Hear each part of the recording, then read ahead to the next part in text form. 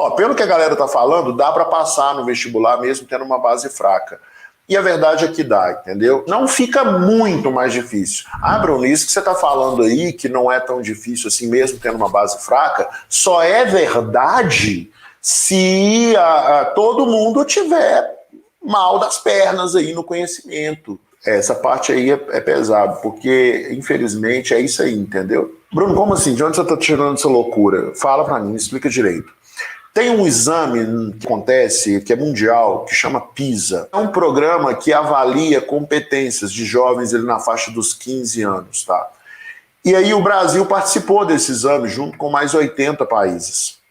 Eu sei que o Brasil participou disso aí em 2018, do PISA, e o Brasil ficou da posição 60 para lá, entendeu? Mas não vou ficar entrando muito em números assim específicos aqui não, porque a gente precisa revisar e conferir. Mas o Brasil ficou entre os últimos. Esse PISA é assim, pega um monte de aluno aleatoriamente de 15 anos e bota para fazer uma prova. O Brasil ficou lá, depois da posição 60. Significa que, na média, os alunos do Brasil estão muito defasados, entendeu? Aí tem gente que vai falar assim, ó, Bruno, mas isso aí tá assim porque pega a média, pega o bolo da galera, e aí o Brasil, assim, 85% das pessoas de 15 anos estudam na escola pública. E a escola pública no Brasil é muito ruim. E a escola pública que faz abaixar a média. Lá na minha escola particular é diferente. Se você olhar o desempenho das escolas brasileiras no Enem e fizer uma média e pegar aí o Enem de 2019, você vai ver que menos de 5% das escolas particulares brasileiras consegue média acima de 650. Uma pessoa termina o ensino médio numa escola brasileira particular e, na média, os alunos tiram menos de 650. Se a escola particular fosse tão melhor assim, na média, os alunos da escola particular tirariam uma nota maior. Na escola pública, o desempenho é pior, é tipo 2% que tiram mais de 650 no máximo. Estatisticamente, tá, gente? A maioria absoluta dos nossos estudantes, sejam eles da rede pública ou da rede particular, eles não terminam o ensino médio com um desempenho bom, com competências suficientes para tirar uma nota boa.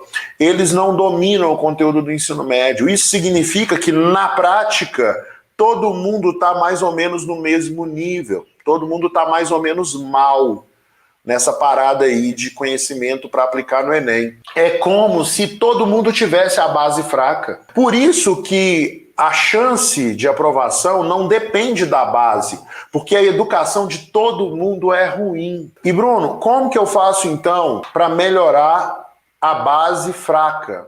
Se é que eu tenho uma base fraca e conseguir avançar nos estudos. Aí a primeira coisa que eu preciso te lembrar, o fato de você não dominar todo o conteúdo do ensino médio não significa que você tem uma base fraca. Então, você nem deve se preocupar com isso. É só você estudar na ordem que vai dar certo. E é estudar um pouquinho todo dia e aumentando esse pouquinho, entendeu? Você começa estudando 1 hora por dia, depois começa a estudar 2 horas por dia, 3 horas por dia. O que é importante é fazer exercícios todos os dias. Que você estudar, você tem que fazer exercícios, tá bom? É só você fazer isso que você vai conseguir. Não tem muito mistério. As coisas são simples.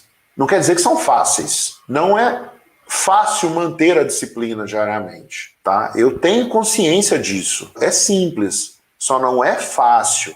Se você tiver ajuda, tiver um grupo que vai te dar mais força, ajuda, entendeu? E se você souber o que você tem que fazer, também facilita bastante. Então, assim, Bruno, como que eu melhoro uma base fraca? Já que eu entendi que não saber toda a matéria do ensino médio não é base fraca. Base fraca é fundamental, né? Se você não está muito bem com a matéria fundamental.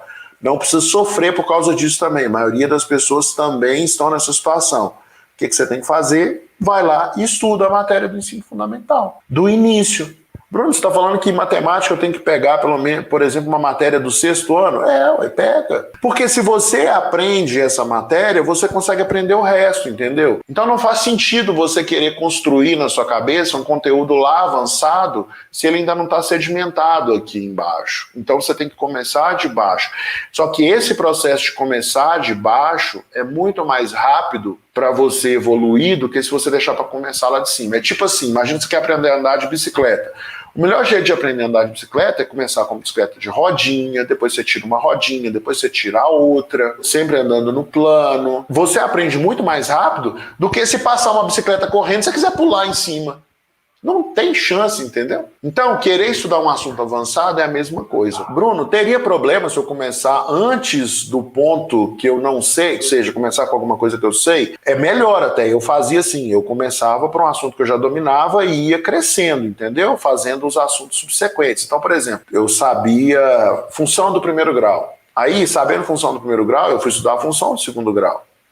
Depois que eu sabia a função do segundo grau, eu fui estudar a função modular. Depois que eu estudei função modular, que eu fui estudar a função logarítmica. Mas antes eu tinha estudado exponencial. Tem uma sequência, entendeu? Eu sabia a função do primeiro grau, mas vai que tem alguma coisa ali que eu não lembro direito. Então eu começo por ali, entendeu? Não é uma questão de inteligência, que uma pessoa é mais inteligente que a outra, talento. Não é isso, entendeu?